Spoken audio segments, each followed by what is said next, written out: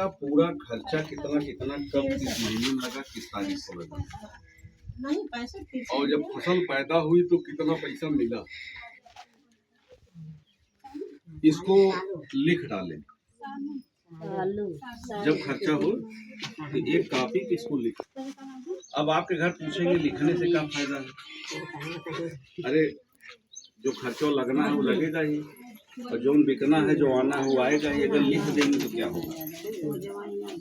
तो कह देना कि जो साहब आए थे बता रहे थे कि एक बार लिख के तो देख लो, नहीं कोई फायदा नजर आएगा मत लिखना अगली साल। लेकिन क्या फायदा है कि जिस दिन आप लिखोगे और फसल बेचने के बाद आपको खुद समझ में आ जाएगा कि जो हम लिखे हैं इससे हमको क्या फायदा मिला। सबसे बड़ी चीज ये है कि अभी जैसे धान हम लगाए हैं तो बिया उधारी ले आए दुकान से, फिर जुगाड़ करके रोपाई करा लिए, फिर कतों से मान जांच के खाद खरीद के लाए डाल दिए, ठीक है। लेकिन जिस दिन धान हम बेचते हैं तो पता लगा 1 लाख रुपया का धान बिका। अब दोनों जेबों में 50-50 हजार की ये बड़ी खतरनाक चीज है। हमारे समझ में ये आता है कि अपनी धान बेच के हम 1 लाख रुपया पाएंगे, लेकिन होता ये है कि 80,000 रुपया वहाँ से हम लगा चुके हैं जो न लिखने के कारण हमको पता नहीं है। तो जैसे ही ये पता लगेगा कि खाली 20,000 का फायदा हुआ है तो वहीं आँख खुल जाएगी। इसलिए इसको लिखिए जरूर, एक चीज।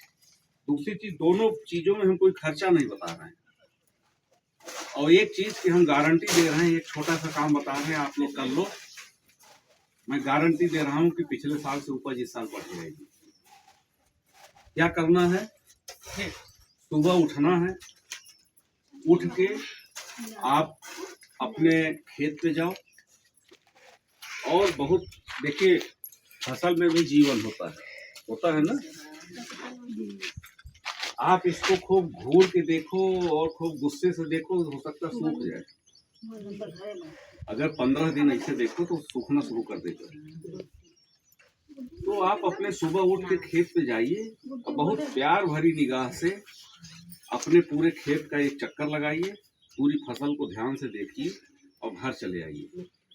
कोई बड़ी बात तो नहीं बताए? नहीं। और ये गारंटी दे रहे हैं कि उपज बढ़ जाएगी। सही बात है।